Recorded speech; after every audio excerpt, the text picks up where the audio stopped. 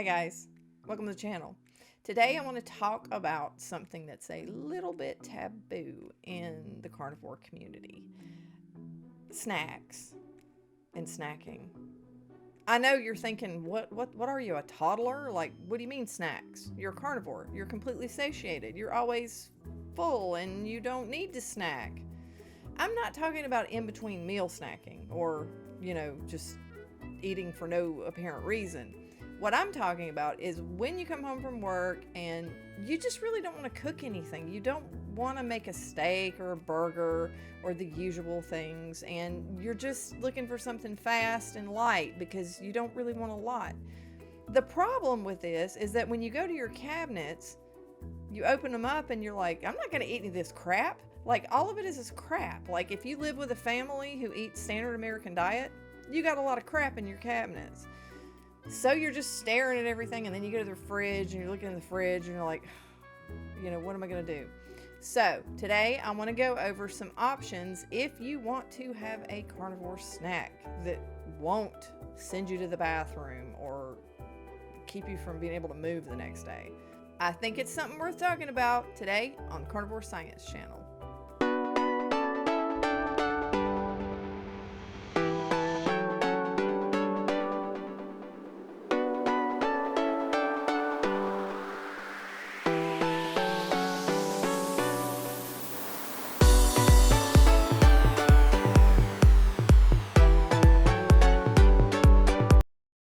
Snack number one, Carnivore Crisps.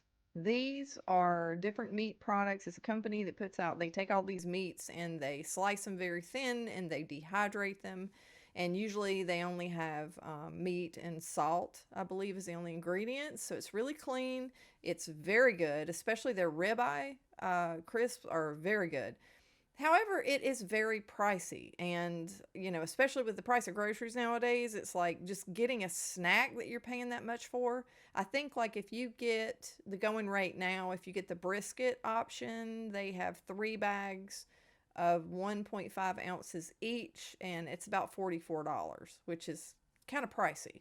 But you can do this yourself.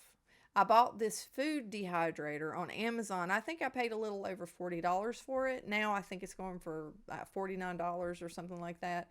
But it has really earned its place in my house because all I have to do is get a chuck roast. I slice it very thin. And some people will buy a deli slicer to get extremely thin slices. I might invest in that in the future, but right now my counter space is limited.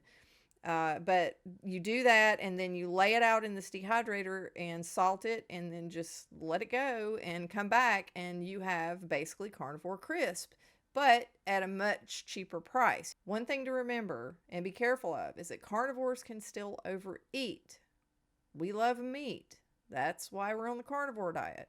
Part of the reason we're on the carnivore diet. So when we have something we love in front of us, it is possible to abuse that and overeat meat. A lot of people say, well, it's hard to overeat meat because it's going to make you sick. Well, yeah, you're going to feel gross. When you overeat meat, just because, it's just a much more nutrient dense food.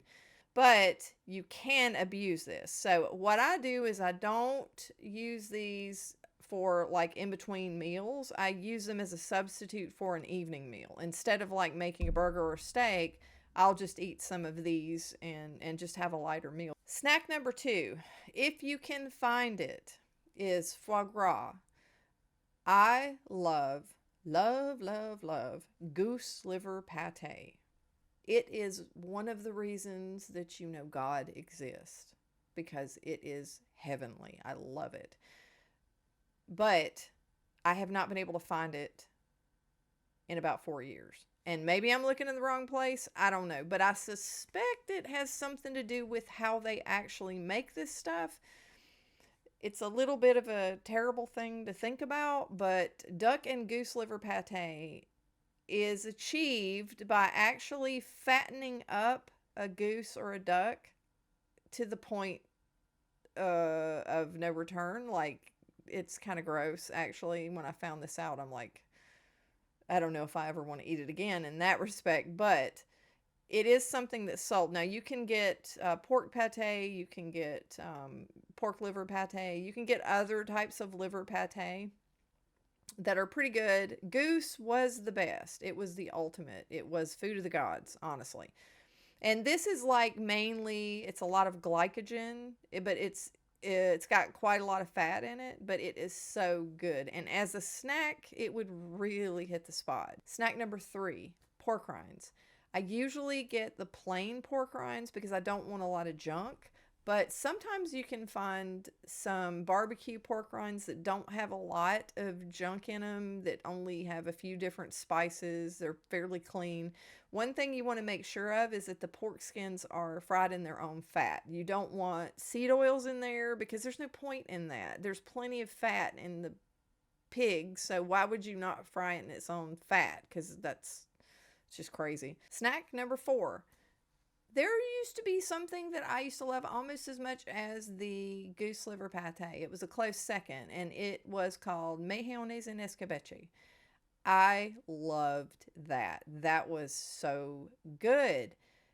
But the problem is there's about 10 carbs in that. So I set out to find something similar, and what I did find is they do have mussels.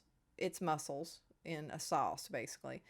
They do have mussels that are not packed in high carb sauces. You can find those. They are pretty good. Some people might think they're gross. You know, it's a matter of taste. Snack number 5, sardines. You've heard about the sardine fast. Everybody's doing sardine fast and finding really good results from it.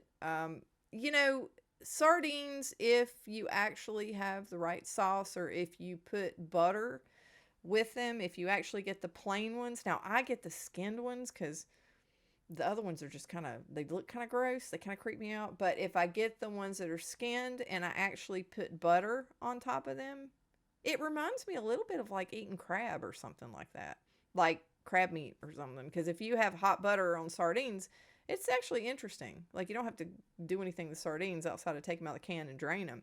But if you put hot butter on top of them and you eat them that way, they're actually pretty good. And I surprised myself because I was a little grossed out at the idea of eating sardines. Never been a big fan. Snack number 6, egg yolk latte. Well, it's more of a drink than a snack. But if you want something small and you don't know what, this might hit the spot.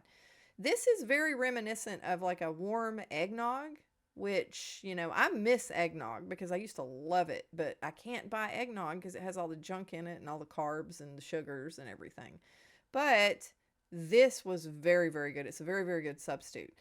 All you do is you take the egg yolk, get rid of the white, put it in a cup, in like a coffee cup, and then you add some butter in there. Chop up, I guess about I put like 2 tablespoons. Put 2 tablespoons of butter chopped up in there, and then you add, like from a kettle, boiling water as you're whipping it. So you make sure that you've got your frother going in the egg because it has to mix continuously, and then you're slowly adding the hot water and whip it up, and it's extremely frothy and creamy. I add a little bit of stevia because I eat stevia here and there. I'll add a little bit of stevia to make it kind of have a sweet flavor, and you can also add a tiny bit of vanilla if it doesn't bother you, and it is excellent. So when you're digging through the cupboard and all you see is garbage that you can't put in your mouth, I hope one of these options will satisfy. If you like the video, please hit the like button, and if you want to, subscribe, and I will see you guys in the next video. Bye.